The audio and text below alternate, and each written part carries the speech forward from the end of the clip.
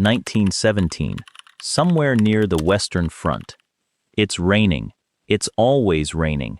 The mud is the color of old wounds, and artillery, not close, but close enough, rolls through the tree line like thunder that refuses to leave. A line of American soldiers stands in the open air outside a small wooden hut. They're thin, young. Some of them are 17, 18 years old, standing in French mud in uniforms that don't quite fit, waiting for something they can't name. Then the smell reaches them before anything else does. Two women in Salvation Army bonnets, soaked through, unhurried, are crouched over a soldier's steel helmet balanced on bricks above a small fire. Inside the helmet, boiling fat. In their hands, rings of dough. The smell of frying bread moves through the smoke and the rain and does something to the men in that line that no order, no chaplain, no letter from home had quite managed. It doesn't just make them hungry, it makes them remember a kitchen, a mother, a Sunday morning, somewhere the world wasn't trying to kill them. A soldier near the front, gaunt, hollow-eyed, carrying the particular exhaustion of someone who has stopped expecting good things, reaches out and takes a donut. He doesn't eat it immediately. He holds it, looks at the hole in the middle. Those two women would fry up to 9,000 donuts a day before the war ended. They worked through artillery fire. They used empty wine bottles as rolling pins, spent shell casings to flatten dough, and tin cans to cut circles. They were not trained bakers. They were not trying to build an industry.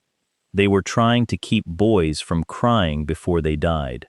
And in doing so, without any awareness of what they were setting in motion, they became the most consequential figures in American food history. Almost no one knows their names.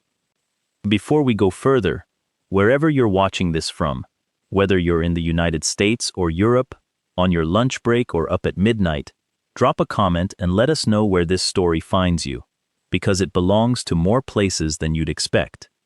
Now, let's start with a hole. There is a small cemetery in Quincy, Massachusetts, overlooking Boston Harbor. It doesn't get many visitors. The graves are modest, the headstones weathered. Most of the men buried there were sailors who spent their lives at sea. One stone reads, in plain engraved letters, Capt. Hanson Gregory, recognized by the National Bakers Association as the inventor of the donut, the inventor of the donut. On a headstone, in a cemetery nobody visits. Step back from that grave and look past the harbor. Less than a mile away, a Dunkin Donuts. A billion-dollar empire that exists, in ways we'll get to, because of this man. Because of what he did one afternoon on a sailing ship. Because of a hole. So who was Hanson Gregory, and what exactly did he invent? On June 22, 1847, Gregory was 16 years old and working as a galley boy aboard a lime-trading vessel called the Ivanhoe. He was not a chef, he was a teenager at sea, and he had a problem that bakers had been trying to solve for roughly 2 centuries. Fried dough balls, the kind sold at every market stall, every bakery, every kitchen that knew flour and hot fat, cooked unevenly. The outside would brown, sometimes burn, while the center stayed raw and greasy. You'd bite in and find cold, undercooked dough at the middle. It was the fundamental flaw of the form, and nobody had fixed it. Gregory fixed it by removing the center entirely. The exact method is disputed. In an interview given decades later, his only detailed account, offered 50 years after the fact, Gregory said he used the top of a round tin pepper box to punch a clean hole through raw dough before it went into the fat. The hole let heat reach the center. The dough cooked evenly. Problem solved. But there's another version. A storm. Gregory, at the ship's wheel, both hands occupied, needing somewhere to put his donut, so he stuck it on one of the wheel's spokes. The spoke punched through the middle. He looked at the ring and realized something. We cannot verify which story is true. Possibly neither is quite right. What we know is that Gregory claimed credit. The National Bakers Association endorsed it, and the ring-shaped donut, with its hole at the center, became the defining form of one of the most consumed foods on Earth. And here is the thing about that hole. It was a workaround, not a design, not an aesthetic choice. It was an engineering solution to a cooking problem, a removal, an absence. And that absence became the food's most iconic feature. The thing the world associates most immediately with the donut is the part that isn't there. That fact is worth holding on to. The whole history turns on it. To understand why Gregory was eating fried dough on a ship in 1847, why this particular food had embedded itself so deeply in American life that a 16-year-old sailor was thinking about how to improve it, we have to go back further, to a city that didn't yet exist, to a people who had no idea they were planting something. The Dutch called it oliekoeken, sometimes oliekoeks. The translation is oil cakes, which lacks romance but is entirely accurate. Balls of leavened dough, sweetened, often enriched with dried fruit or spiced with nutmeg and cinnamon, fried in fat until golden. They appeared in Dutch cookbooks as early as the 17th century, sold at markets, made in home kitchens, ordinary and beloved. When Dutch settlers began colonizing the northeastern coast of North America in the early 1600s, founding New Netherland, building a trading settlement on the tip of Manhattan they called New Amsterdam, they brought these recipes with them. The oliekoek arrived in America in the luggage of people thinking about land and fur and commerce, not about a food legacy that would outlast their entire civilization on this continent. The oliekoeks they made in New Amsterdam had a familiar problem. The dough balls didn't cook through. The Dutch solution was to stuff the center with fruit or nuts, filling the space that couldn't cook properly with something that didn't need to, which means that 200 years before Gregory punched out the center, Dutch cooks were already working around the exact same flaw. They solved it by adding, he solved it by subtracting. Now, the origin story is real and credible, but it isn't the only story. English immigrants also brought fried dough traditions to the colonies. A similar recipe appears in an English cookbook published in 1750. Some historians argue the American donut has as much English parentage as Dutch, and that the Dutch origin narrative was amplified by a single, enormously influential source. That source is Washington Irving, a novelist, a satirist. In 1809, he published a comic history of Dutch New York, in which he described early settlers eating balls of sweetened dough fried in hog's fat and called doughnuts, or oliekoeks, a delicious kind of cake, at present scarce known in this city, except in genuine Dutch families. This is the first recorded use of the word doughnut in American print. It came not from a baker or a recipe book, but from a man writing satire. Irving gave the doughnut its name and fixed its cultural identity as a Dutch-American food, a characterization that may be partially true, probably more romantic than precise, and which has held for over 200 years because a good writer decided it was a good detail. The word itself is worth a moment. Dough is obvious, but nut, the etymology is genuinely murky. One theory, the early balls were stuffed with hazelnuts or walnuts, making them, literally, doughnuts. Another, they were tied in knots before frying, and knot, softened over time into nut in spoken English.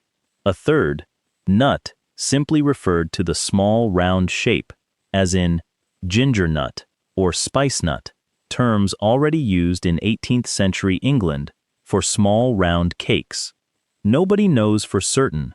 The food that has a hole at its center also has, at the center of its own name, a word nobody can fully explain. The absence goes all the way down. By the mid-19th century, by the time Gregory was aboard the Ivanhoe, fried dough had become genuinely American, not exclusively Dutch, not exclusively English. but absorbed and claimed by a new country that was in the business of absorbing and claiming things. The donut was becoming American the way America becomes things, through use, repetition, and the gradual forgetting of where it came from. Then came 1917. And everything that had been gradual stopped being gradual. When the United States entered the First World War, the Salvation Army sent approximately 250 volunteers to France to support the American Expeditionary Forces. Their mission was not primarily culinary. They were there to provide spiritual support, to write letters home for soldiers who couldn't, mend uniforms, simply be a human presence that wasn't trying to kill anyone. They set up small huts near the front lines, close enough to the fighting to be in genuine danger, and they tried to make the men feel less alone. The plan included baking, but the huts near the Western Front were not equipped kitchens. They were improvised shelters in war-torn countryside, stocked with whatever basic rations could be obtained. Two women, Ensign Margaret Sheldon and Adjutant Helen Purviance, looked at those conditions and refused to treat them as a reason to stop. What they had: flour, sugar, lard, baking powder, canned milk. What they didn't have: a frying pan.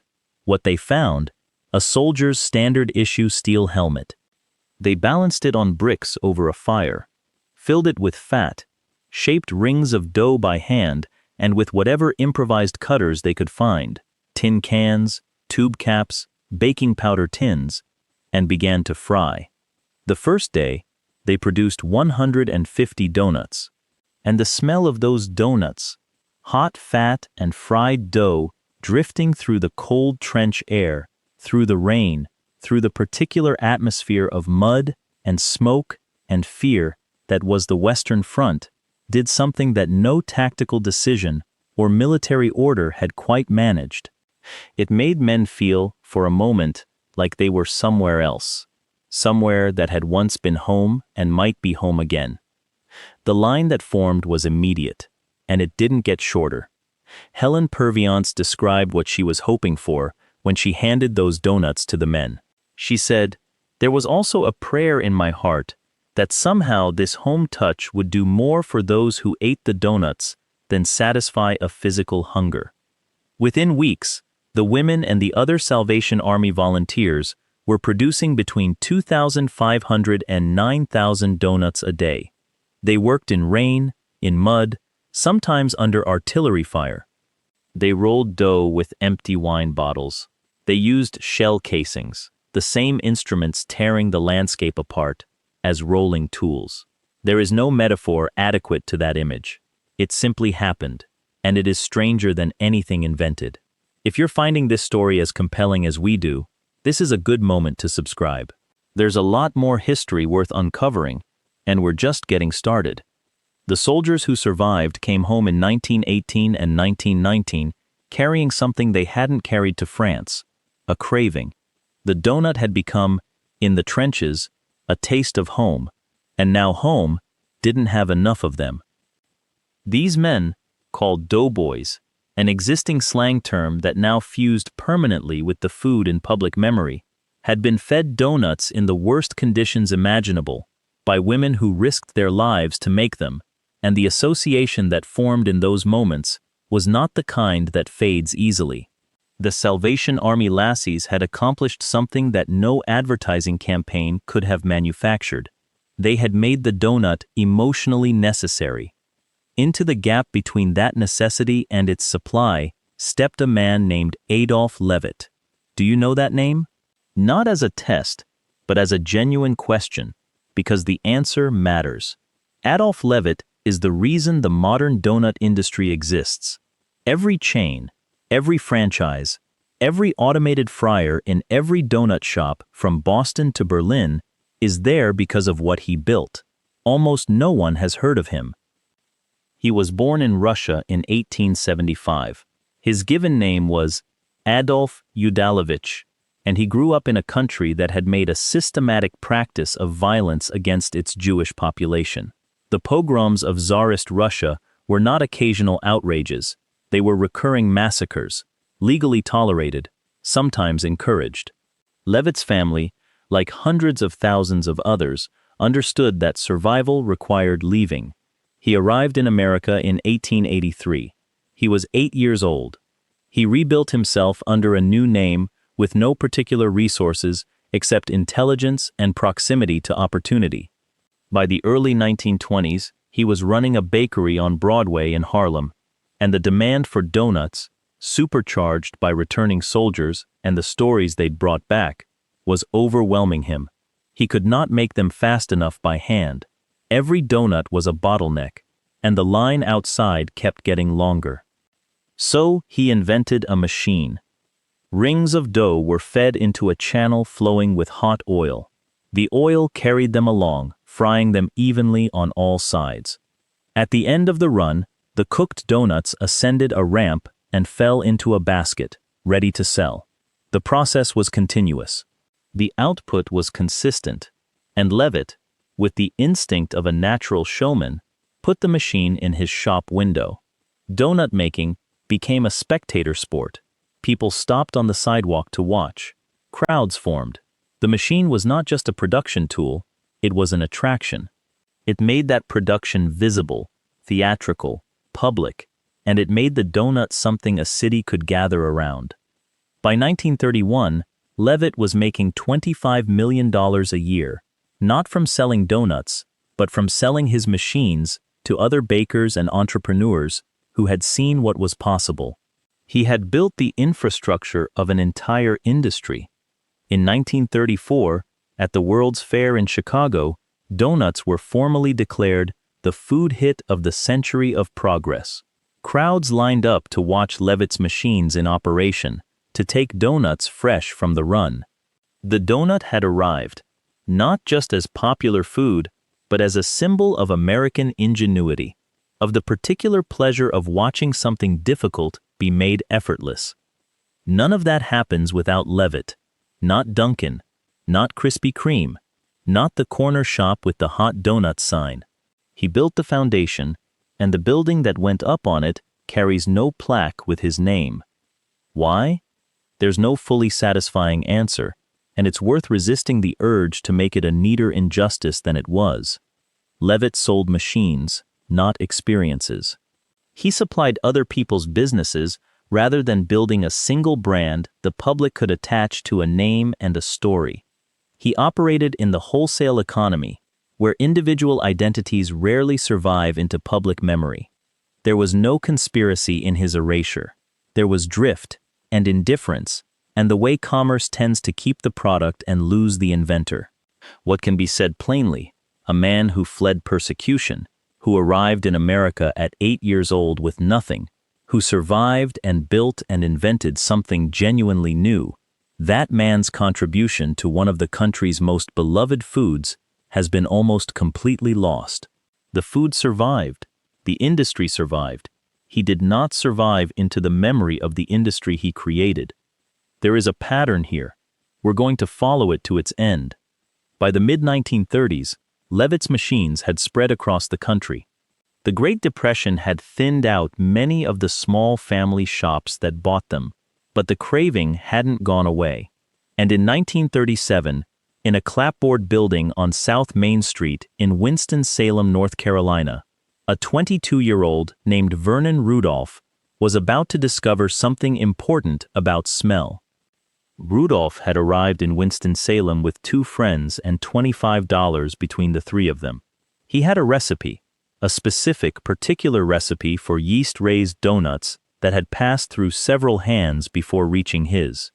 A Frenchman named Joe Lebeau, who had traveled north from New Orleans during the Depression and found himself broke in Paducah, Kentucky, had written the recipe on a slip of paper and sold it to a local store owner named Ishmael Armstrong just to survive. Armstrong had put his nephew Vernon Rudolph to work, selling the doughnuts door to door. Now Rudolph, convinced the recipe was worth something, had rented a building, borrowed ingredients from a local grocer, potatoes, sugar, milk, and started production. The plan was wholesale. Sell to grocery stores. Steady, manageable, predictable. Then the smell started escaping. The fragrance of fresh doughnuts, yeast and sugar and hot oil seeped through the walls and drifted into the July heat of a North Carolina evening. People stopped. They knocked on the door of a bakery that wasn't open to the public and asked if they could buy. Rudolph looked at the line forming outside his wholesale operation. He picked up a tool and cut a hole in the wall. It was a literal decision, a physical alteration to a building that became the entire philosophy of a company. The hole allowed him to pass donuts directly to passers-by. It also let the smell pour into the street deliberately as a form of invitation. Rudolph had not set out to create retail theater. He set out to move product. What he discovered, immediately and accidentally, was that people would walk toward a smell, that heat and freshness and visibility, watching your donut made, receiving it warm, were worth more than any sign he could have put in a window. Krispy Kreme built its entire identity on that accident. The Hot Donuts Now sign, the theater of the machine, the specific promise of warmth, all of it traces back to a 22-year-old man who cut a hole in a wall because people wouldn't stop knocking. A few years later, and a few hundred miles north, a different entrepreneur reached a similar conclusion through different math. William Rosenberg was running a food service operation in the Boston area in the late 1940s and paying close attention to his revenue. He noticed that 40% of what his business earned came from two things: coffee and donuts. He opened a dedicated shop in 1948 in Quincy, Massachusetts, called it Open Kettle. Then, realizing a name with local connotations wouldn't travel, renamed it Dunkin Donuts in 1950. The simplified spelling was not laziness. It was a commercial decision, legible on a sign, easy to say, impossible to misspell. The ongoing disagreement between donut and donut in food writing and on bakery chalkboards is, at its root, a conflict between artisan identity and mass-market legibility. Dunkin chose legibility and built an empire on it. That first Dunkin Donuts opened in 1950 in Quincy, Massachusetts, less than a mile from the cemetery where Hanson Gregory, the man credited with the ring shape, was buried. The empire opened within walking distance of the grave. By the mid-20th century, the donut had become an institution, not just a food, an institution with its own place in the daily liturgy of American life. The diner counter, the break room, the morning commute, coffee, and a donut. The donut had colonized American routine so thoroughly that its presence had become unremarkable, which is the deepest possible form of success. And then, in 1938, a year after Rudolph opened his wall, a decade before Rosenberg opened his shop, the Salvation Army in Chicago did something that most people today don't fully understand. They declared a holiday. The first National Donut Day was established in Chicago in 1938, and its purpose had two parts. The first was practical, to raise money. The Depression was still grinding through American life, and the Salvation Army needed funds to feed and house families devastated by the economic collapse. A donut-themed fundraiser was a reasonable mechanism. The second purpose was memorial. The Salvation Army wanted to honor the Doughnut Lassies, the women who had fried dough in helmets in France, who had worked through artillery fire, who had scaled to 9,000 donuts a day for homesick soldiers, and to make sure that story was not lost. 20 years had passed since the end of the First World War. The women were aging. The memory was fading. The holiday was meant to fix it in place. Both purposes were genuine. Both were specific. And both, over the following decades, were gradually displaced by something else. National Donut Day is now celebrated on the first Friday of every June. Millions of people participate. Major chains mark the occasion with free or discounted donuts, which generates lines and photographs and news coverage. Commercially, it works beautifully. What it does not reliably do is name Margaret Sheldon or Helen Purviance. The women who created the holiday's reason for existing are not on the boxes. They are not in the promotional materials. They are not in the casual public understanding of what the day means. Ask someone in that free donut line what National Donut Day commemorates, and you will get, most often, a pause, a shrug, and a guess about donuts. Helen Purviance said she hoped the donuts would do more for those who ate the donuts than satisfy a physical hunger. That sentence has appeared in various forms in materials associated with National Donut Day. The words are quoted. The woman is not always introduced. The sentiment is useful as atmosphere. The name belonging to it quietly disappears. This is not a conspiracy. No one decided to erase her.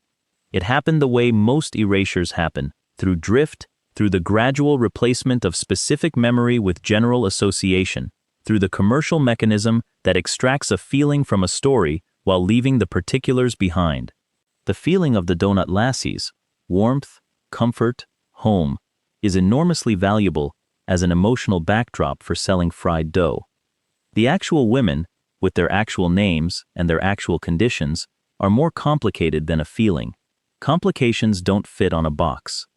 The same logic, applied across the whole history, produces the same result every time. Hanson Gregory, whose specific act gave the food its defining shape, lies in a cemetery that requires a deliberate decision to visit.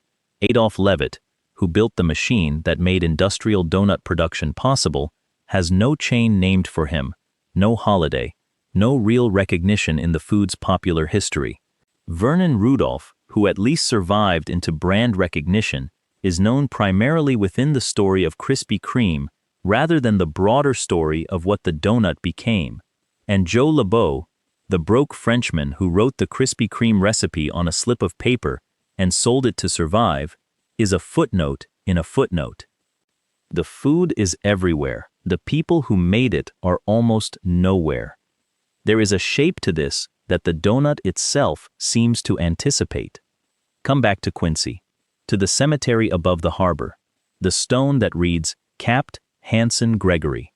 Recognized by the National Bakers Association as the inventor of the donut, 410. Consider what it means to have your entire contribution to the world described in terms of an absence. Not what you added, what you removed. The space where something isn't. Then look past the harbor to the Dunkin Donuts. Less than a mile. The empire that exists, in part, because of what Gregory did on a ship in 1847 with a tin lid or a steering wheel spoke, depending on which account you find more credible, depending on how much weight you give to a single interview given by an old man about a moment 50 years before. The whole history is like this. The Dutch colonists stuffed the center because heat couldn't reach it. Gregory removed the center because that was faster and cleaner. The Salvation Army lassies solved the problem of soldier morale not with equipment or strategy, but with the smell of something ordinary and warm and familiar. Levitt solved the problem of demand with a machine no one had thought to build. Rudolph solved the problem of foot traffic with a hole in a wall. Rosenberg solved the problem of a name that didn't travel. At nearly every step, someone solved a problem with what they had in front of them. And at nearly every step, the solution involved an absence of some kind, a hole in the dough, a gap in a wall, a name left off a box, a woman whose words are quoted but whose face isn't shown. The donut's central feature, the thing that makes it immediately, globally recognizable, was never supposed to be there. It was what remained after a problem was solved. The trace of a difficulty, not the expression of a design. It became beautiful and iconic and beloved, not because someone planned it, but because it worked. The history works the same way. Full of things that weren't planned, people who didn't set out to make anything permanent, solutions that arrived sideways and stayed. A satirist accidentally names a food. A refugee accidentally builds an industry. Two women accidentally run the most effective food marketing campaign in American history by frying dough in a weapon. A man with $25 accidentally discovers that smell is its own advertisement. None of them, in the moment, knew what they were doing. They were just solving problems. What gets lost, in the long run, is not the donut. The donut is fine. It is everywhere, in 40 countries, in countless variations, in lines that form before dawn outside shops that have been open since before most of their customers were born. The donut has survived wars, depressions, industrialization, globalization, and every artisan food trend the 21st century has produced. It will survive whatever comes next. What gets lost is the people, the specific human beings who stood at the specific moments where decisions were made and shapes were chosen and problems were cracked open. Helen Purviance, praying over a helmet full of fat. Adolph Levitt, watching crowds gather at his window. Hanson Gregory, 16 years old on a rolling ship, looking at the ring he'd just made and understanding that the absence was the answer. The National Donut Day, that was built to prevent exactly this kind of forgetting, has itself, in the fullness of time, become an occasion for the forgetting it was meant to resist. Free donuts in June. Lines stretching around the block, powered by marketing budgets that the Salvation Army of 1938 could not have imagined. The charity purpose remains, but it lives in the fine print. The women the day was named for live there too. The holiday has a hole in it now. The thing it was made to remember is the thing that's missing. There's a question underneath all of this that isn't quite about donuts. It's about what a culture decides to carry forward and what it lets go. Every food has a history. Every food has people behind it who solved problems, made decisions, worked in conditions the comfortable present can't fully reconstruct. The donut's history is unusually well documented, unusually dramatic, and unusually honest about its own gaps. It has left us names to look up, graves to find, machines to trace, helmets to imagine. Most histories are not this legible. Most of the time, the people are already gone before anyone thinks to ask. With the donut, we still have the chance to know. The names are there if you go looking. Purviance, Sheldon, Levitt, Gregory. People who made something that billions of other people have held in their hands without knowing whose hands shaped it first. The gravestone in Quincy says inventor of the donut. It doesn't say inventor of the whole, which would be more accurate and more honest about what he actually contributed. He didn't invent the food, he invented the absence that defines it. He made the whole, and then he died in a quiet cemetery above the harbor, and a city grew up around him, and somewhere in that city, a company built on his shape sells it every morning, and the shape sells fine, and the name on the stone does not sell at all. The Dunkin Donuts is still there. The grave is still there. The mile between them is still less than a mile. If this kind of history, the real story underneath the one everyone thinks they know, is what you come here for, subscribing is the best way to make sure you don't miss the next one. And the donut keeps getting made. Every morning, everywhere, warm and round and centered on nothing. The whole is why it works. The whole has always been why it works. And the people who made the whole are exactly as present as the whole itself. Everywhere you know to look, and nowhere that you don't.